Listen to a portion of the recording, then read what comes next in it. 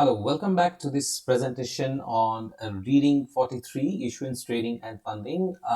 This is in continuation to our series of fixed income videos that I'll be publishing for Level 1 of CFA program 2021-2022. So without much ado, let's start. This is the disclaimer page, and student candidates are advised to pause the video and go through them before we actually proceed. So in this chapter, we are going to actually talk about the different kinds of bonds market and the classification of different kinds of bonds market. And we will have a desktop overview of different bond instruments ranging from various maturity to 1 day, from 1 day to 30 odd days. And we are in continuation, we are going to also learn about the different regulatory hurdles and what are the available scopes in front of the issuers, how actually they can maximize the potential of the issue, and what are the various instruments for short-term funding. And we will have a brief overview, an introduction, if you may, about structured finance as well. So in some sense, this chapter is actually pretty much in continuation to the last chapter, the introductory chapter of fixed income. So a lot of repetition is going to be there. So I would advise student candidates to take this chapter in continuation to the last chapter itself. Okay, so to begin with, we first start with the classification. So there are actually 7 ways to classify the entire bond market. One of the 7 ways, or actually a combination of each of these 7 ways, could be there.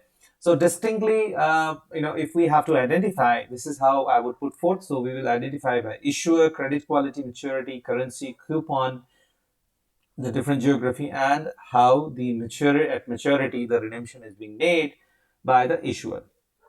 All right, so let's first start with the issuers. So how many kinds of issuers are there? So typically, we have actually 4 kinds of issuers. So first is the government, which you're aware of. So government is basically sovereign and non-sovereign governments as well, which are basically your your local governance in the form of a municipality or supranational agencies like the IMF, World Bank, Asian Development Bank, African Development Bank, and stuff like that.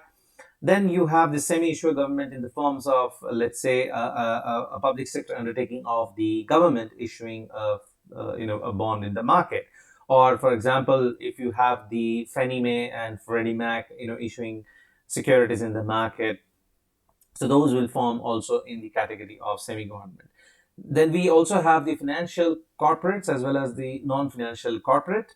And let me just give you an overview of how the types of issuer are actually spread. So roughly we're going to divide it into the developed market, the emerging market, and the rest of the world. So in the developed market, the proportion of the government issue, in terms of the proportion of the government issue, ranges somewhere between mid-20s to late 20s.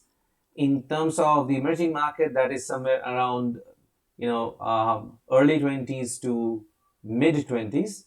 And the rest of the world also falls in the category of somewhere around 25% of the market. What it means is practically is that out of the total 100% of the bonds that are being issued in the market, what is the proportion that the government bonds are there? So government bonds are around, this is the rough estimate. Between corporates, so we divide it into 2 halves. First is the financial corporate, and second is the non-financial corporate. So typically what is being seen is that the emerging market has a larger share of the non-financial market as compared to the developed market, whereas exactly the reverse is a situation with the developed market, wherein out of the total issue, 33% of them actually come in from the financial organization. So this is the spread. The rest of the world is anywhere between 33% and 45%, roughly about. So this is the a bit of a spread which is there, and then you have the family high net worth family offices that are also allowed to issue in the domestic currency in the domestic market. So the family offices comprises of somewhere around, in the developed economy, somewhere around 20 to 22%, whereas that covered in the emerging market is in the late teens of 18 to 19%. So this is how roughly your the spread is being made out of as far as the issuers is concerned. Now let's move to the second classification, which is the credit quality. So the credit quality has been said is the investment grade vis-a-vis the non-investment grade. So the investment grade, non-investment grade, the if I have to go by the rating agency's guideline, so roughly it is to say that from the Standard and Poor or Fitch rating, so anything less than this 2 rating are considered to be the non-investment category. So this is the bare minimum as far as the investment grade issues are concerned. So anything less than that, lower in the hierarchy, are classified as a non-investment grade. But also we need to keep in mind that this is just a static picture of a very dynamic market. Of course, the rating migration does happen. Lower rated issues, they perform well and they subsequently migrate from, let's say, from triple B minus category to double B or B plus category as well. So this kind of rating migrations are not unheard of. Okay, so the next classification is the types of maturity. So a bond that is being issued in the market, that could be just a simple overnight unsecured lending. From that to 1 year to maximum is 30 year.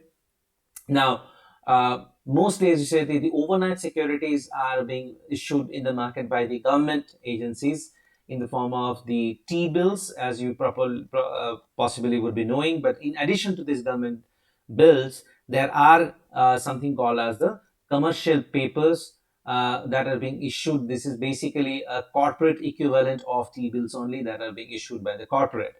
Currency, so local currency is there, foreign currency, we have talked about this in greater details in our first chapter. Dual currency bonds are also there, currency option bonds are as also there. Typically, as we understand, that if the issuer is a government, so it will enjoy the highest rating if it is issues the bond in the domestic currency or the local currency. Concurrently, if it has to issue in a foreign currency, then a host of factors would come into picture in terms of the analysis of the creditworthiness of the particular sovereign. And of course, the rating may deviate a little from the triple A rating that they can enjoy in the domestic currency vis-a-vis a foreign currency. Typically, also the spread between the local currency and foreign currency, it has been seen that the prominent corporates, they do participate mostly into both kind of issues, but they have a greater share in the foreign currency in terms of number of participation, than number of issues that have come out regularly in the market. Now, as we have studied in chapter 1, reading 42, that issue can come in two dual notes as well, wherein the coupon may be paid in dollar, and the principal may be redeemed in euro, or let's say Japanese yen. That's possible.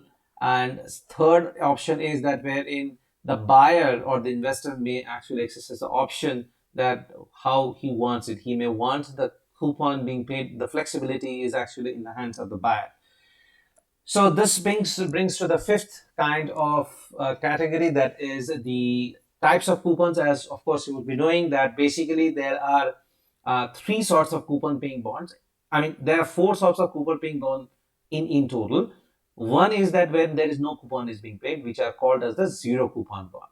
And the coupon paying bonds are the ones which either carry a fixed percentage, which means, let's say the tenor is of 10 years. So for each of the year, the issuer may be paying, let's say 8% annually. Come hell or high water, it really wouldn't matter. So these are the fixed coupon bonds. The floating rate notes, on the other hand, are the ones that are predominantly adjust themselves, align themselves with the market interest rate. So if the market interest rate fluctuate by, let's say, 100 basis point, the floating coupon may also fluctuate by 100 basis point. So as you may understand that if these kind of arrangements are being made, the floating rate notes more often than not, they're going to trade near or exactly at their par value because they are constantly and consistently adjusting themselves with the market interest rate or the yield of the security itself. Third is category is the linkers. So the linkers is basically the ones wherein the investors are protected against any sort of inflation risk. Uh, so in such a situation, the coupon or the principal may align and adjust themselves to some sort of index in order to protect the real value of the investor's wealth. Typically, also, some of the issues may be linked to a particular bond index as well. So these kind of issues are popularly known as the index. Basically, you just need to understand that as far as the linkers is concerned, they are benchmarked against a particular risk factor. That risk factor could be inflation, or the returns of these issues are benchmarked against a particular index, and that index could be a fixed income index most probably, obviously, but it could be even benchmarked against an equity index as well. So these kind of variabilities do exist. Geography, of course, this is a very interesting thing, and as we have studied in reading 42, the last chapter, preceding chapter, that there between developed market and emerging market, there are various kinds of issues that exist in the market, and both have their pros and cons. So if we have to study in detail, we just need to know as the basic difference that between developed market and emerging market. Of course, the developed market issues are widespread. The participations are manifold. For example, if you talk about the developed market like that of the, let's say, a US or a UK.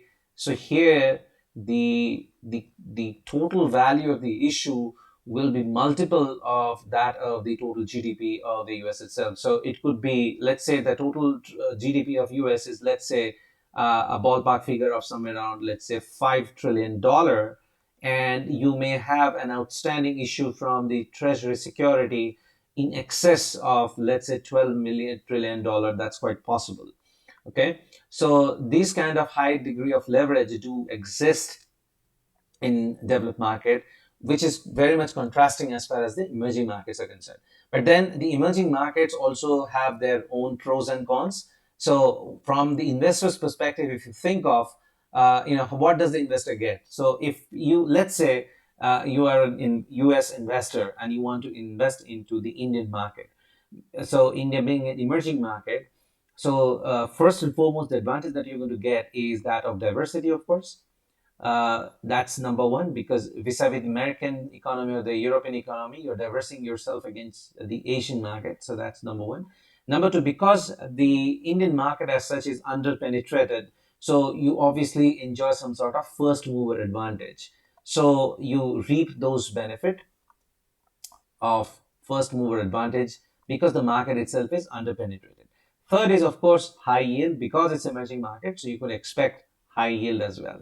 So these are the main advantages which actually acts as alluring factor, as enticement for investor to put in their money in emerging markets as well. But at the same time, we must also apprise ourselves about the concurrent risk factors that come along. So what are the risk factors? Of course, you cannot expect the same degree of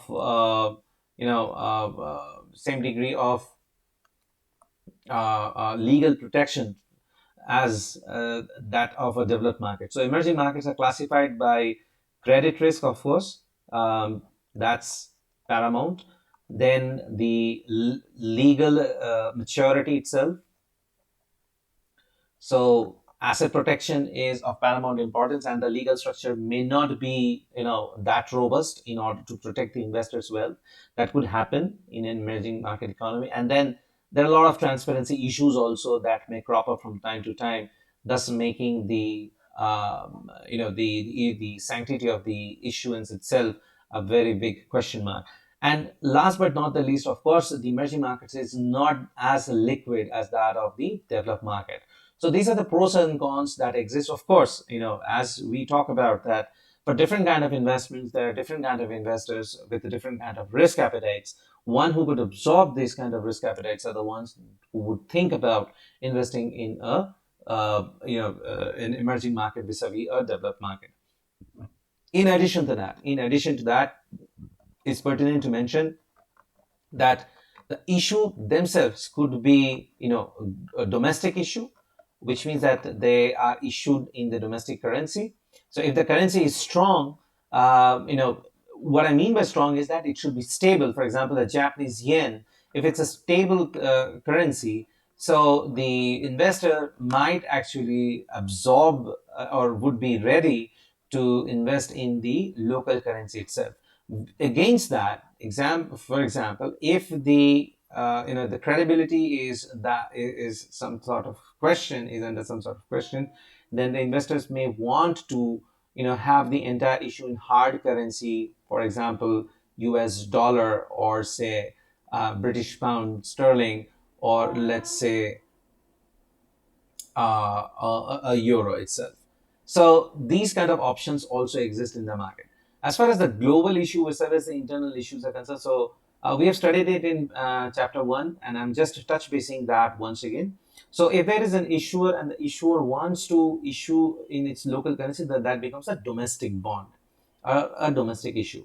But an issuer may also issue in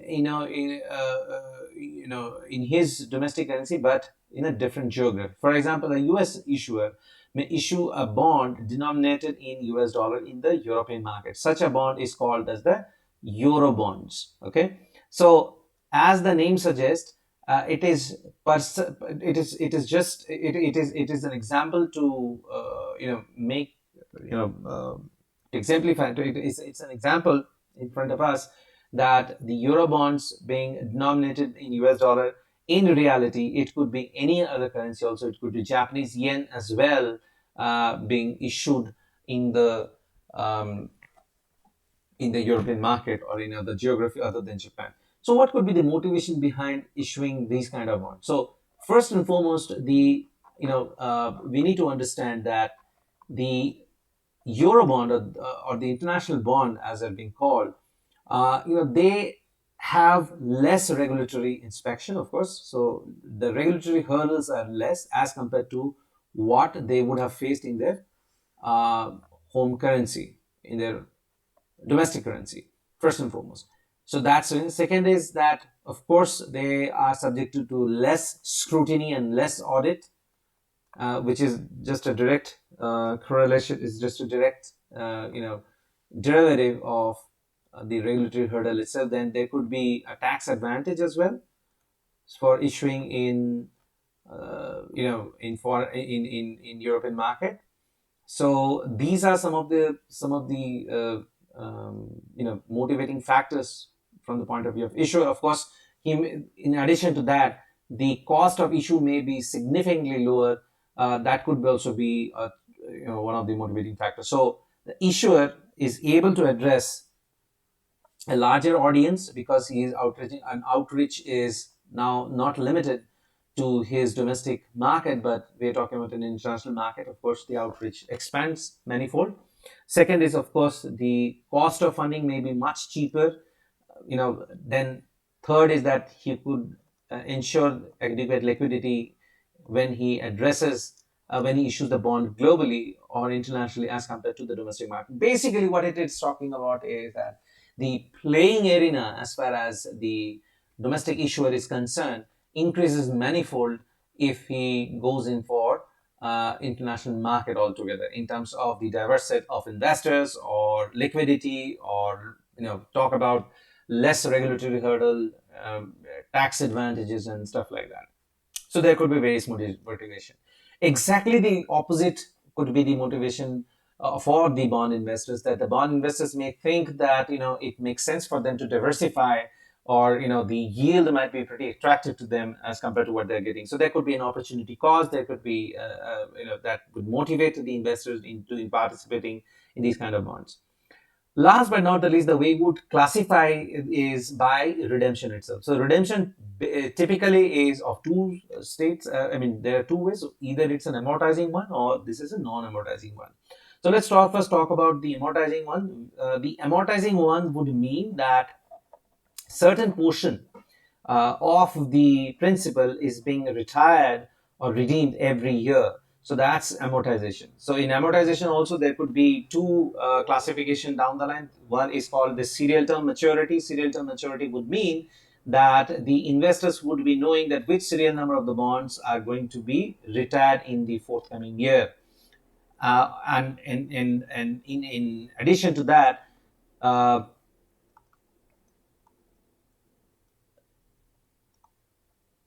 in addition to that, there could be something called as a sinking fund provision. The sinking fund provision is exactly similar to amortization part of that of a serial maturity notes without depicting the exact serial number of the bonds that would be retired. It could be a lottery system. It could be anything at the discretion of the issuer, really.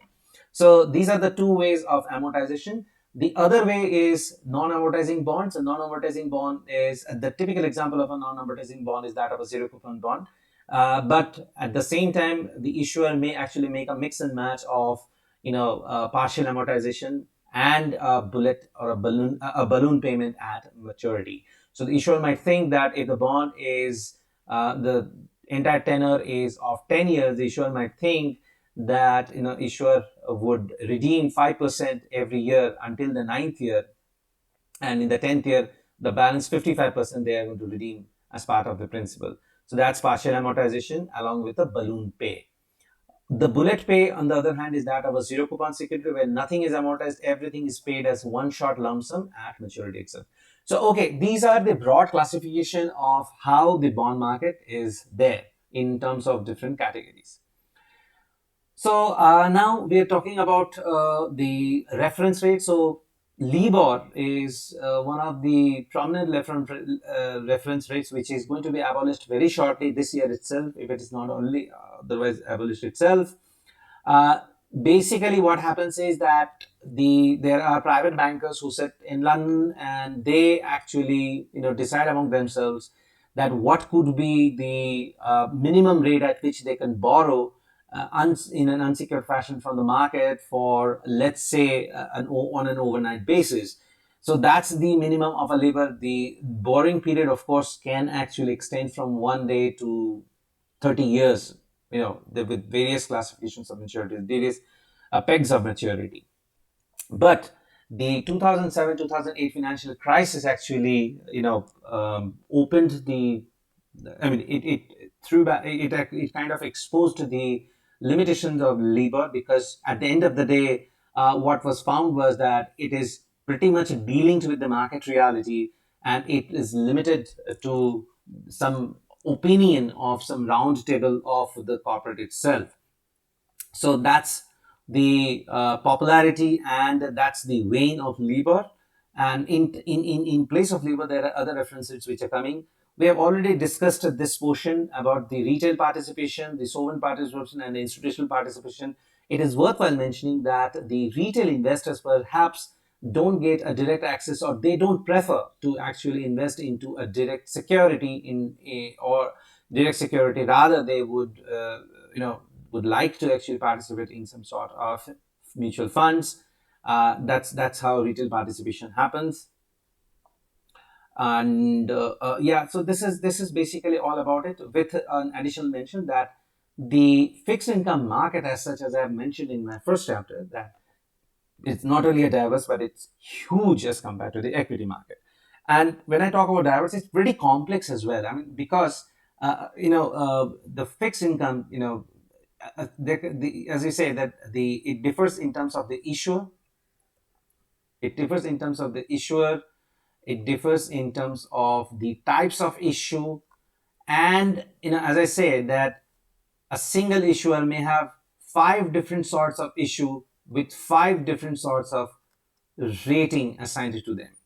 That's quite possible, depending upon where those outstanding issues are in the hierarchy structure, the waterfall structure.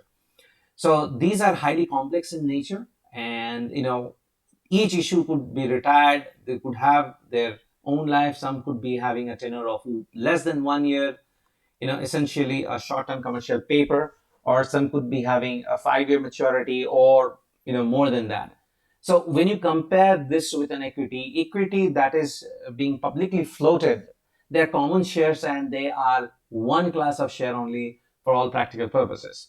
Unlike the fixed income market, the bonds could be pretty much diverse in nature. So all you need to know is that A, it's highly complex. B, the bond market itself is highly complex. That's number one.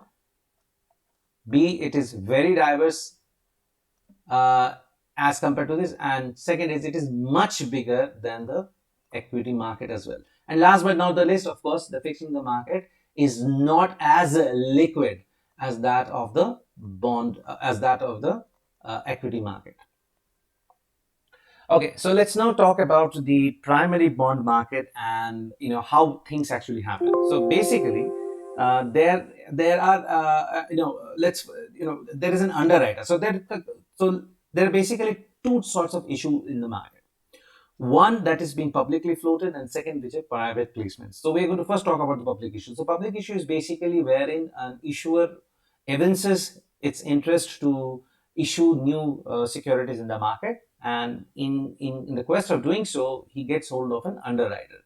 The underwriter may actually buy the issue altogether and act as a dealer even before the issue is floated in the market, and thereby would like to capture the profit through something called as the bid ask spread. So it can typically so happen that the underwriter may completely buy the issue in the pre-market itself before the public offer comes out. Okay, it is quite possible, but they're not going to buy at, let's say, at $90 per 100 face value, but they might buy it at, let's say, $85 for 100 face value of each instrument, and they would like to float this issue in the market at maybe at uh, $97 per 100 face value, or $98, depending upon what kind of interest rates is prevailing in the market and host of other factors. So this spread of 90 to 97 or 85 to 98, this is the profit that the underwriter actually books. If the underwriter acts in this fashion, wherein the underwriter makes an arrangement to prematurely buy the entire issue from the issuer itself before it could be floated in the market, then the underwriter is said to have acted as a dealer on a firm commitment basis. So the only motivation why the underwriter would work like this is to capture this bid ask spread. The other way that the underwriter may actually market this issue is something called as the best effort basis, wherein it's a typical marketing job that the underwriter undertakes, and wherein the underwriter may also decide that it may or may not want to market the whole issue. For example, if the issue is, let's say, $100 million is to be raised, so the writer may believe that it may be way too risky to undertake the whole issue all by itself. So it might want to create a line of underwriters, and by it being the lead underwriter.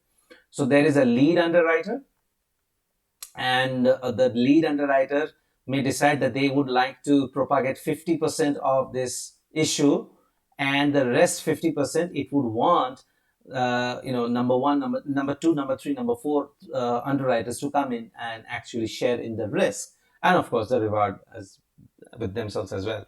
If the underwriter works in this fashion, then the underwriter will not be sharing in any profit, but would be sharing in something called as the commission or the fees. And such an act would be termed as the best effort basis, and the underwriter will be acting as a broker. So this is a clear distinction that you must need to understand, that an underwriter who takes the issue from the company to the public may work in either of the two fashions. It may take the job on a firm commitment basis, or it may work on a best effort basis, depending upon a host of situations, depending upon a host of factors, and the underwriter's motivation as well. More often than not, these underwriters are prominent investment bankers, large scale one. That is, there are 6 phases of the entire issue, starting with that, determining that what is the, why the issue is required, what is the purpose of it, and how much is required. Obviously, second is followed by evaluating the proposal holistically. Third is structuring the whole issue in the red herring prospectus even before it could be in the bond literature or the trust indenture, wherein the entire issue with its pros and cons will be discussed, the entire structure of the issue, the legality part of it, what are the recourses should the issuer default, and all such stuff will come into picture. Of course, at this stage, the issuer must name the trustee, which is going to subrogate the rights and privileges of the issuer and completely work for the investors. This is the stipulation by the regulator. So at this stage, the trustee, who is going to be the trustee, more often than not, the lead banker becomes the trustee. So those nitty-gritties are also discussed. Of course, it's not as easy as it looks, but you just need to know holistically that these are the 6 phases, starting with why the issuance is required and how much is it, evaluation of the proposal holistically, encompassing the risk and reward, discussing the terms of the issue itself in terms of its tenor, in terms of its coupon, in terms of its frequency of distributing the coupons, whether the coupons are going to be fixed rate or floating rate. So it depends a whole lot of factors. So once this is determined, this is the first half of the job. The second half, of course, is doing the roadshow, wherein the underwriter will now market this issue to first various anchor clients. So the anchor clients are going to be mostly the institutional investors in the form of pension fund, or let's say a long-term mutual fund. So these are the institutional investors to whom the underwriter would first go and market this issue and would like to win their confidence in terms of they being the anchor investor. Of course, when you have the anchor investors, let's say of this 100 million total issue, the anchor investors commit all put together around to buying in about 40% of that. So that would mean that 40 million is already sold off to these anchor investors. Of course, you may understand that the anchor investor is going to enjoy a certain discount to this issue because they are buying it in a pre-market basis. But the other advantage is that when the retail investors, they sense that something is in the offing, 40% of which is already being bought by institutional investors, that gives them the necessary confidence. So it's kind of it's sort of, I would not term it front running, but definitely it is some sort of boosting of the pre-market itself, which would see eventual success in the retail scope once the issue is launched in the market. So this job is being undertaken by the investment banker. So of course, next in line is the pricing day. Of course, the pricing day is the one wherein the little bit of a negotiation that goes on in the market in terms of what the underwriter has actually proposed vis-a-vis what the market is actually now offering. So the underwriter, as you would be knowing with any particular issue, that they don't actually specify a single point of purchase or single point of sale or single point of issue. They would give a range of it in terms of yield. They might say that, okay, it is going to be issued at 98%, anywhere between 98% to 95% of the face value. Now, the market, depending upon the subscription, if it is oversubscribed, so that would mean that they are going to hit the upper limit, the upper ceiling, and everybody is going to, obviously, regardless of what they have bid for, they would be allocated at this price. On the other hand, if the market is likely to be undersubscribed, in such a situation, the potential investors may find the issue at the discount to their advantage. So the pricing day is basically the reconciliation of what the issue has been priced for vis-a-vis what the market is finally going to see it. Okay, now a couple of points worth mentioning is that all other things remaining constant, the underwriter would like to see the issue being slightly oversubscribed. Now, why it is so? Because it firmly talks about the demand of the issue itself. Okay, so an issue in high demand would be oversubscribed. Okay, but at the same time, if it is mighty oversubscribed, so if it is, let's say, instead of, you were expecting, say, the oversubscription to be 1.5x, 1 point, 1.5x of the total issue. So the total issue may have been 100 million only to raise 100 million capital, but the subscription came out to be 150. You were expecting 150 million to be subscribed, the value of the oversubscription. This may be healthy. This may be healthy, and it talks about the estimation power. The underwriter might have done a good job. But in case this oversubscription becomes 3x or 4x, then that would reflect that the issuer and the underwriter may have priced the issue very cheaply as compared to the market, and they're offering higher yield. So that is a poor job, in the hands of the issuer as well as the underwriter. On the other hand, if they're too rigid in say, let's say they would want to lower their yield as compared to what the market is offering, they might not find sufficient number of subscribers to the issue itself. So in that case, the underwriter as well as the issuer run the risk of undersubscription, and the D-Day comes and they may not actually find the requisite number of buyers for the issue in the market. So it's basically a push and pull kind of a thing. It's basically a balancing act. The underwriters, that's why they are specialized people. They have those requisite skill set, and they have tons of years of experience. They have the right connection to get hold of the anchor clients, anchor investor. So this leads to the success of a issue in the market. Of course, this is the overview structure only.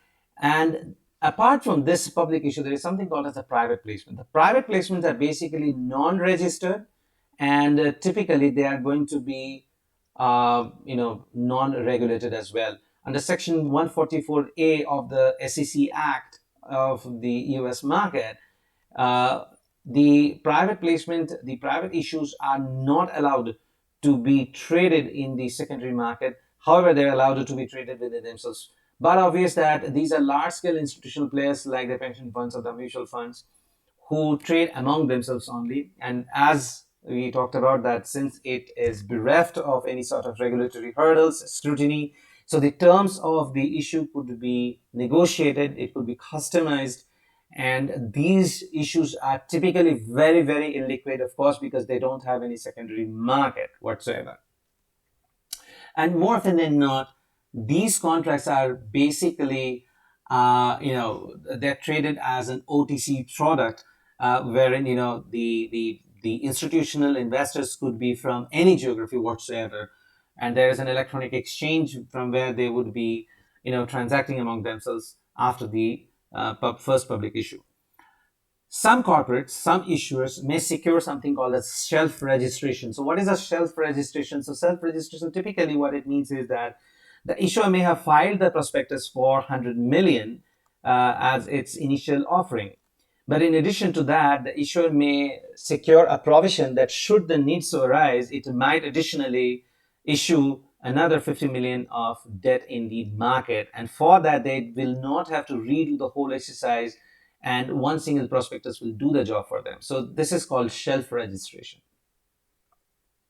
Now coming back to the market, so yes, what we talked about the primary market. Now the secondary market, as we talked about, that the secondary market is obviously not as liquid as that of equity market, because more often than not, issuers, by and large, they would like to hold the issue till maturity. Of course, it's not always the case, but that's what it is.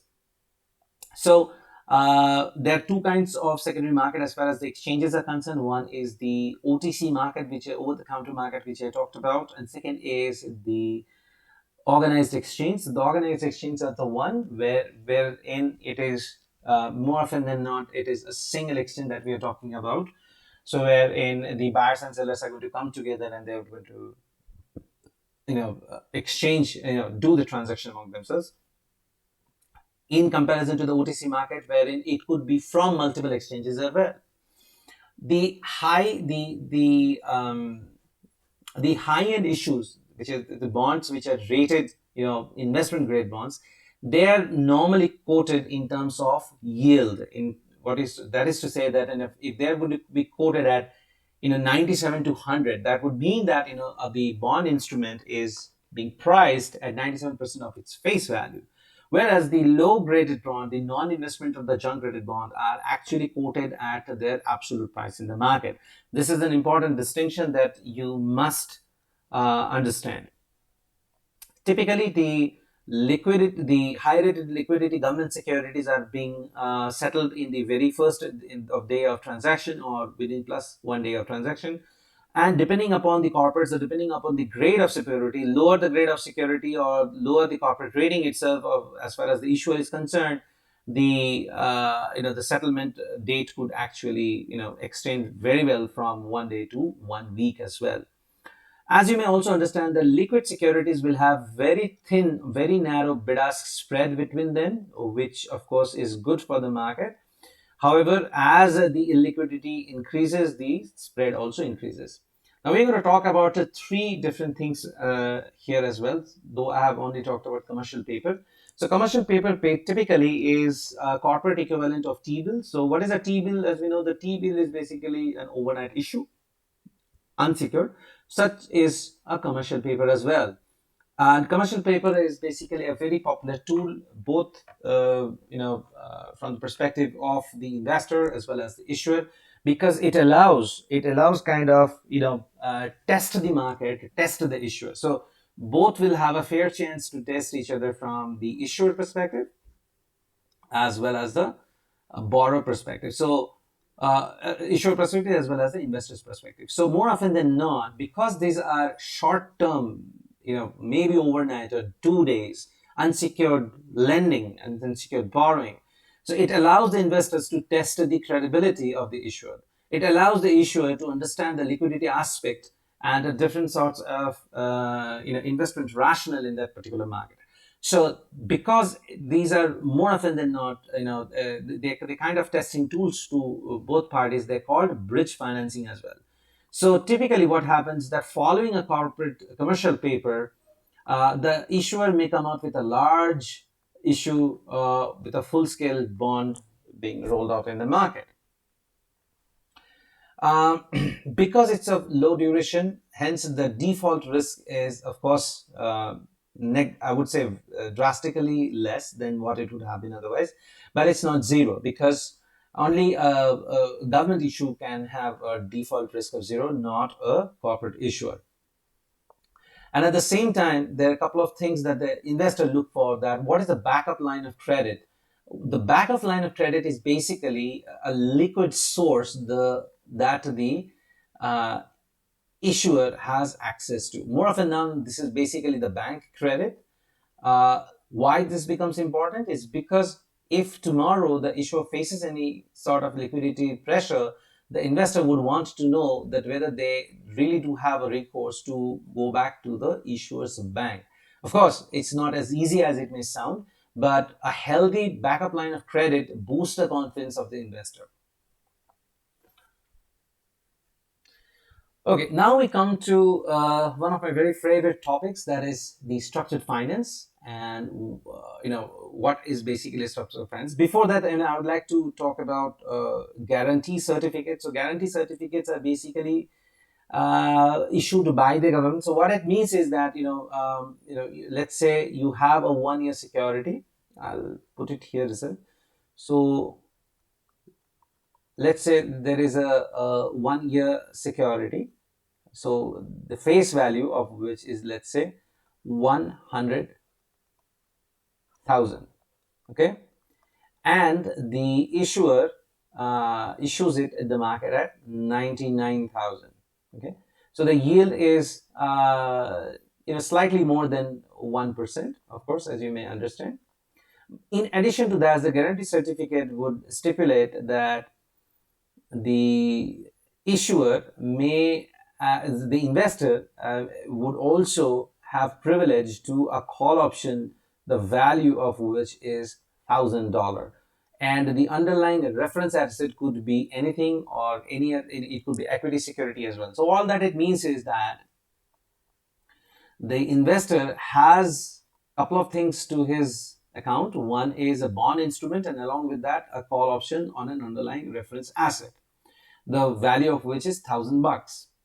So the investor actually, invest 99,000 plus this $1,000, total $1,000 itself, total $100,000 itself, with the promise of getting this $100,000 back, okay, from the issuer. Now, what this $1,000 is call option is supposed to do? So against the reference asset, if the asset actually appreciates and surpasses the strike price on which the call option was written, the investor in this case would not only benefit from securing the face value of the bond instrument, but would enjoy the upside potential because of the appreciation of the reference asset itself on which the call option was underwritten. Okay, but in case it doesn't happen, the investor practically loses nothing, because this $1,000 call option may become worthless, but the issuer nonetheless is guaranteed to have this $100,000 as face value of his investment. So he loses nothing, but perhaps the little bit of interest, which is less than 1%. Because this is guaranteed, this instrument comes with this guarantee, hence this is called a guarantee certificate. See, these are different kinds of permutations and combinations. These are different kinds of instruments. This is different kind of investment avenues and products being promulgated and floated in the market to entice a different kind of investor. So you always must understand that there is a borrower in the form of issuer, and then there is a lender in the term of investor. The mix and match of different kind of products would ultimately bring both of them together. So that's how the market runs. So coming to the structured finance. So structured finance, typically what it means is that, you have a set of borrowers, and they could be home loan, credit card, student loans, corporate debts, blah, blah, blah. And then there is an issuing, there's typically a commercial bank that would have, provided these loans.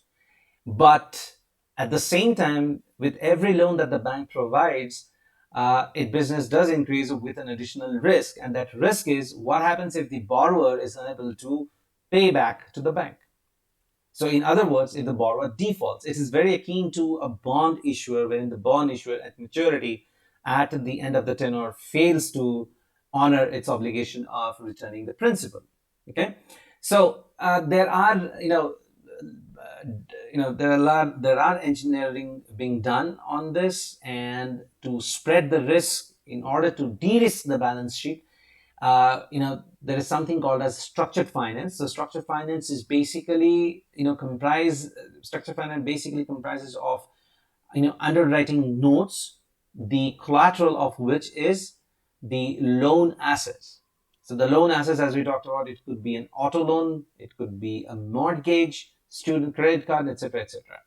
However, we also must understand that the greed that led to the demise of Lehman Brothers in 2008 2009 originated out of extreme greed. And the extreme greed of subprime lending led to something called as predatory lending. What it meant by predatory lending, in simple terms, is that if there is, let's say, there is a borrower with, not so good credit history, not so good financial status, and yet all that he's being asked is to put down $500 from his equity to own a $1 million home. So you understand what's happening? He is only supposed to pay $500, borrow the rest in 900,000, 999,000, whatever dollar is being provided as part of loan. But natural, if in case the value of that house goes up, so long as the value of the house goes up, the borrower has a motivation to serve that mortgage. But in case the value depreciates, borrower sees nothing, because his or her equity is limited only up to $500. Okay, so in such a situation may arise, because it sounds way too good, it sounds way too enticing. To top this, it might also so happen that the prevailing market interest rate might have been 10%, yet the lender might have enticed the borrower by you know lending at only 8.5%. So without actually fully assessing the capacity of the borrower to repay the loan back. So this is called as the predatory lending. So these are risks to the borrowers, of course, because if he is unable to fulfill his obligation, obviously not only his property is going to be confiscated, but he may really land up in you know uh, in bad things all put together. His FICO score may decline, his CIBIL score may decline, and stuff like that.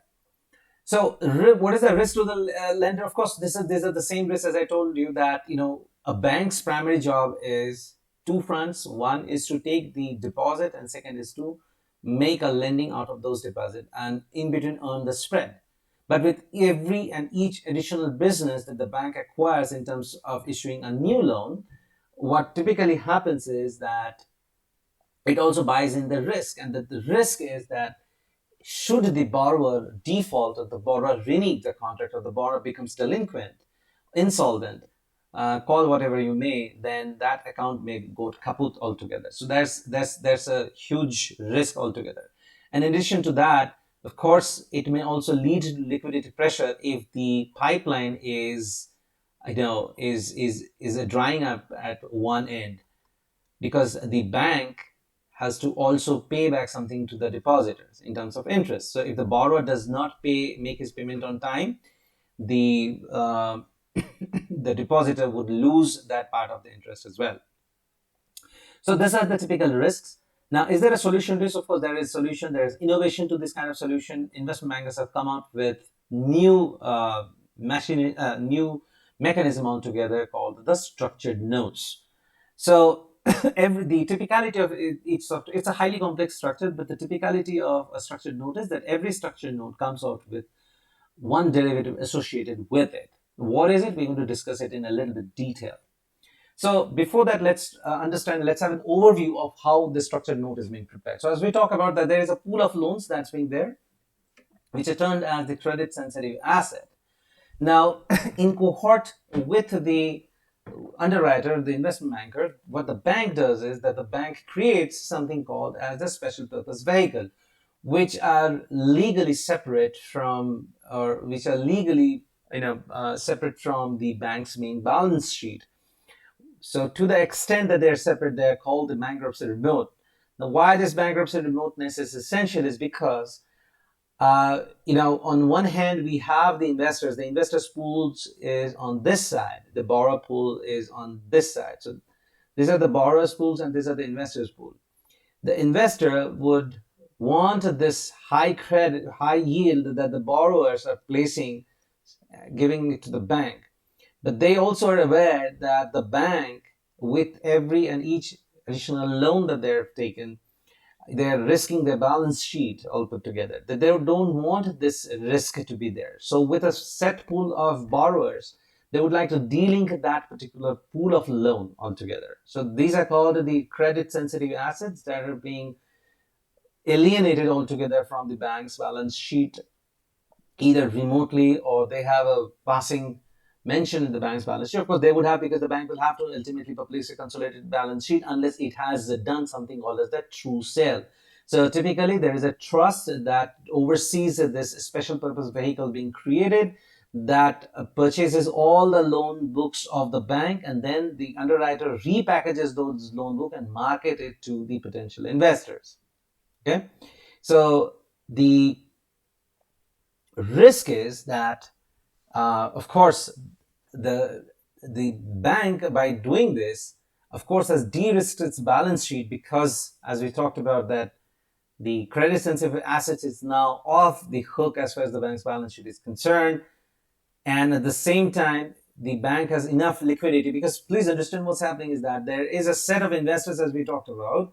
The set of investors are ultimately funding this loan. They are purchasing the notes from the bank, thereby ensuring sufficient liquidity is retained in the bank's balance sheet. And at the same time, because bank has made a clean break by making a true sale to this SPV, the balance sheet of the bank is also de-risked to the extent that they have made the sale. And the third important thing is, because they have de-risking their balance sheet and ensuring sufficient liquidity, the bank becomes regulatory compliant as well. So these are the three primary objectives as far as the bank is concerned. However, the investors just not could be enticed with this credit sensitive asset by simply making the notes available by the investment banker through some sort of complex labyrinth of re-engineering. They would want a structure that protects the interest of the notes holder in various proportion. So one is this classic waterfall structure that I have discussed in reading 42, that how the tranche securities protect the interest of the tranche that is above them. So for example, the subordinate holders are going to protect the interest of the mezzanine bondholders. The mezzanine bondholders are going to protect the interest of the senior note holders. Typically, to give an example, if suppose the one shorter total loan reference asset is valued at 500 million, the underwriter may structure the whole 500 million in such a fashion that 300 million worth of senior notes are being issued in the market, 150 million of mezzanine notes are issued in the market, while the balance 50 million are being issued in the market for the subordinate holders. Because the subordinate holders carries the maximum risk, because if there is a default along the line in this securitization food chain, if the borrower defaults, the subordinate holders is going to take the first hit of it. This is the classic waterfall structure. But in addition to that, there are credit derivatives in the form of something called as credit linked note, and also something called the credit default swap. These are the two popular credit derivatives that are also being sold in the market along with this assets. When you have this reference assets as loan pool, they are called the asset-backed securities. There could be further re-engineering to this also, wherein loan of loan are called the CDO, or the collateralized debt obligation. Now, coming to the credit derivatives, there are two sorts of credit derivatives which are popular in the market. And I can assure you that this kind of depiction you will never find anywhere whatsoever, not in your CFA text either. But I think that this is perhaps the simplest way to explain what is a credit-linked note. So typically, a credit-linked note, we have to understand it from two perspectives. The credit-linked note protects the interest of the prime lender. Who is the prime lender? The bank is the prime lender. Okay. So in this case, what happens is that a credit-linked note is also a fully funded in nature. So typically what happens is that there is a pool of borrowers, and this pool of borrowers is being funded by the investors beforehand. So the underwriter on a continuous basis will sell the notes to the investors. The investor would fund those purchase those notes, and those notes, that amount is going to sit in the bank's balance sheet and as cash, as liquid cash.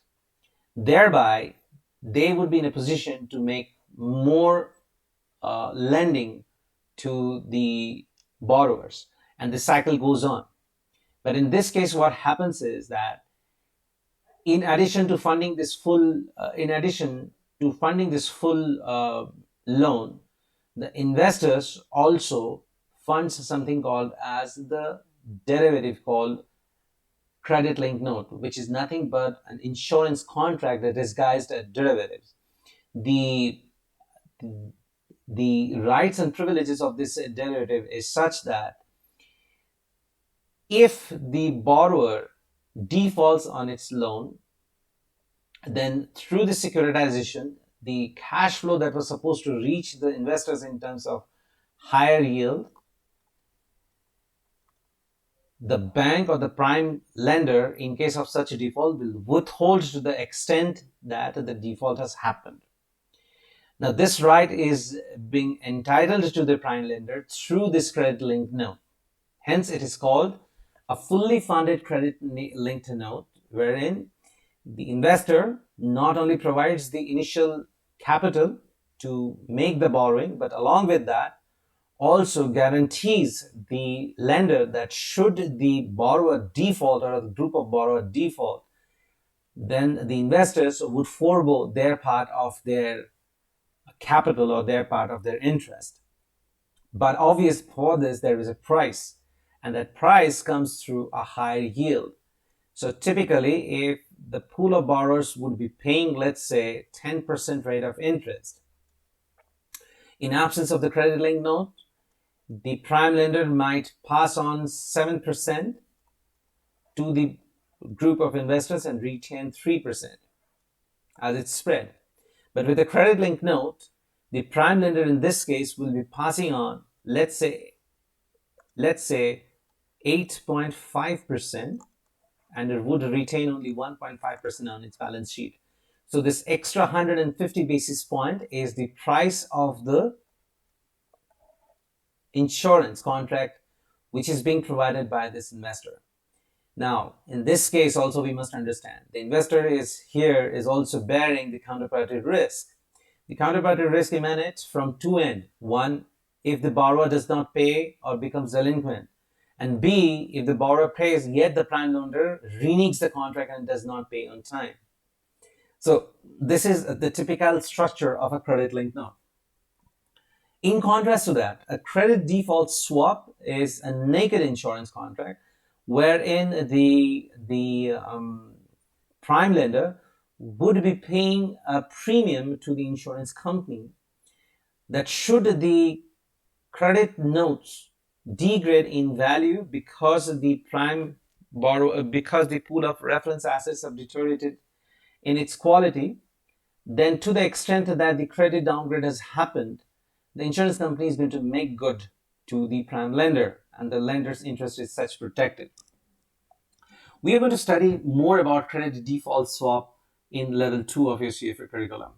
Okay, now coming to the other thing that we need to understand, there are some short-term interest rates in the short-term lending, short-term fundraising that happens in the market. We already talked about the certificate of deposit. The certificate of deposit is pretty much, okay, before that, let's talk about what kind of savings, etc. there in the market. So typically there are three sorts of savings, there are three sorts of bank accounts which are there in the market. First is something called as the deposit account, and second is called the savings account, and third is the money market account. So the deposit account is typically nothing but wherein the depositor may park their money and withdraw their money at an instant. But obviously, because of this liquidity, the liquidity that they enjoy of withdrawing their deposit, they obviously are not being paid for this. I mean, they do not have, they don't enjoy the interest as a savings account holder would enjoy. A savings account holder typically would have some sort of, some sort of lock-in period or some sort of restrictions to how much capital they can withdraw in a month or in a quarter or so that the majority of their deposit is retained with the bank, and against that the bank obviously pays some interest to the deposit holder. But obviously, longer the tenor, more is the interest account. The money market account is governed by the money market rate of interest, and it sits somewhere between the deposit account and the savings account. While the depositor may withdraw under this money market account, may withdraw their capital at a moment's notice from the bank, just like a deposit account, but they will be compensated with the balance capital at the rate of prevailing market interest rate. So that's how a money market account works against a fixed savings interest rate. So these are how the bank actually raises capital in the market. Bank how actually raises liquidity also in the market through these different savings account. The certificate of deposit is something similar to this, but in this case, the certificate of deposit comes with a fixed denomination. So it's like purchasing a bond only. So it's not like, if I have, let's say, $473,000 to be invested somewhere. So if there's a savings account, I could simply park this amount in the savings account and enjoy interest. But if it comes to certificate of deposit, I could only buy fixed number of such instruments because the denomination is fixed. Maybe one instrument, one certificate may come in in $10,000, which means that I could only buy in multiple of this. So that's the only difference between a savings account and that of a certificate of deposit. Of course, there are a couple of more things attached to it. One is the negotiable and the second is the non-negotiable. The non-negotiable typically means that the certificate of deposits at the end of the tenor, there's a short-term interest, there's a short-term capital raising tool. So essentially, you must understand that the tenor of such tools will be less than 1 year. So in this case, what happens is that the non-negotiable certificate of deposit would entail the investor only to redeem with the bank itself. In contrast, the negotiable certificate of deposit instruments could be traded in the secondary market. But obviously, such kind of instruments would be more liquid than the ones where the redemption is only allowed in the hands of the bank only. Of course, the yields are market adjusted as the tenor increases less than 1 year, but it increases maybe from 1 month to 2 months to a quarter. The rate of interest would also increase. Now, against all of this, how the member banks act. So there are three ways the member banks actually raise capital and exchange liquidity and retain liquidity among themselves. So first is the reserve fund. So let's talk about what is a reserve fund. So typically, reserve funds is nothing but there is a central bank. So there is a central bank, and then there is a member bank. So each of this member bank mandatorily will have to park some portion of their equity capital or their deposit capital with the central bank itself.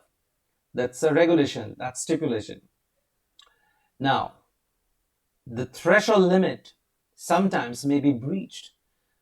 That means that some of the member bank at any given point in time may not be able to meet the obligation, while the other member bank may be having a surplus of liquid funds.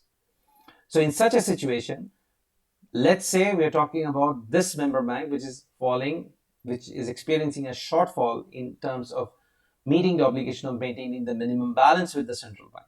And this member bank has the requisite capital in excess of that.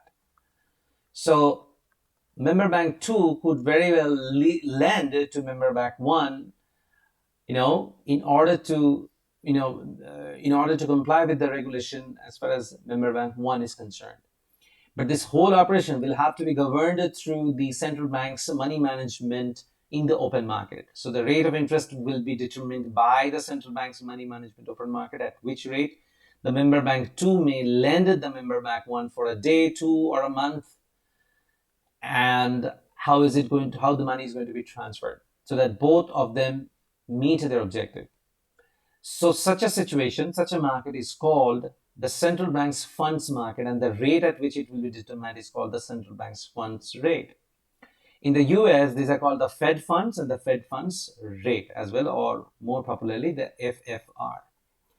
In contrast, the interbank rate is the rate at which the unsecured lending and borrowing happens between two member banks. However, the intervention of the central bank in such a case is not required. The borrowing and the lending could be as low as only for a day, to extend to a month, or up to a maximum of 3 months on a rollover basis. Okay, so now let's talk about what is meant by the repurchase agreement, or in short, the repo agreement. So the repo agreement is pretty much similar to the interbank rate. However, the major difference between the repurchase agreement and the interbank rate is that the interbank rate typically is of much shorter duration and is completely unsecured, whereas the repurchase agreement between two banks may be governed by some sort of collateral. So it is necessarily a collateralized borrowing. Typically, the dealer bank borrows from the open market or from another member bank, that is called the repurchase agreement. And the number one dealer that you can think of is the central bank itself. All right. So when the dealer or the member bank would repurchase agreement would mean in such a case that the dealer would place the collateral with the lender, and the lender in turn would be lending the money to this dealer with the promise that after the tenor is over, the lender would return the collateral at a fixed rate predetermined. And the difference between the rate at which the dealer places the collateral here vis-a-vis the purchases it back from the lender is called the repurchase margin, or in short, the repo margin. So the whole thing between the dealer and the lender is that when the dealer places the collateral and borrows against that collateral, this is called a repurchase agreement. If the other way around happens, wherein this particular lender now becomes borrower and places collateral, just imagine a member bank placing its collateral with another member bank, or more precisely the central bank, with the promise that it is going to buy back its collateral at the end of the tenor at a fixed predetermined price. Then such an arrangement would be called the reverse repurchase agreement or the reverse repo. Now, we need to understand a few more terms to this. And that's got to do with a couple of things. One is the risk factors that's attributed, that accrues to both of the parties. And second is the type of collateral and the value of the collateral itself. So let's first talk about the collateral. The collateral that one party places with another has to be necessarily a very liquid collateral. So it could be G-Secs itself or very high corporate bonds itself, but necessarily very liquid. But the quality of collateral also poses additional risk. And what are those risks? Let's first talk about the advantages. If you have a good quality, suppose the borrower places a good quality collateral which is high in demand for a short period of time. So what are the things I'm talking about? We're talking about high quality collateral that has got high demand in the market, very much liquid, and for short period of time. Now that collateral becomes very valuable in the hands of the lender itself. Okay. However, at the end of the tenor, if the quality of the collateral further increases, the lender now has less motivation to return the collateral back to the borrower.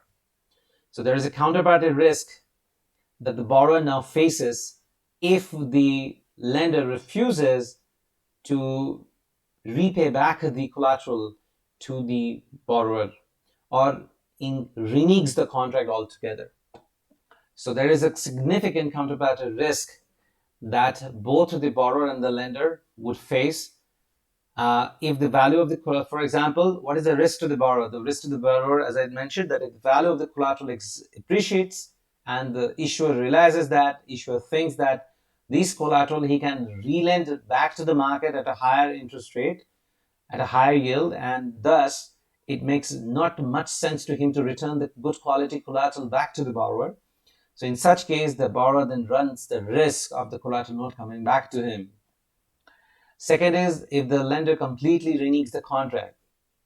Remember that violation of the contract is not only attributed or not only risky at the hands of the borrower, the lender also faces the same risk if the borrower refuses to take back the collateral in the event that the value of the collateral decreases, worsens. Secondly, as we talk about that, more often than not, that these collaterals are highly rated financial securities. It is but natural that some of these financial securities would be having interim cash flow in the form of dividend or in the form of coupons. Now, since this collateral originally is being owned by this borrower, it is the fiduciary duty of the lender to pass on the interim cash flow to the borrower. But in case the lender refuses to do that, the borrower faces an additional risk of the lender not passing the interim cash flow. On the other hand, just think of the reverse situation. If the value of the collateral once worsens, the incentive for the borrower to recoup the collateral actually wanes, and hence the borrower may want to renege or cut out of the contract. So these are the two different counteractive risks being faced by both the lenders and the borrower itself. So that brings us to the last slide of the presentation. I hope you enjoyed this presentation altogether. Stay tuned. I'm going to bring a few more interesting topics in fixed income and other subjects shortly. Thank you very much.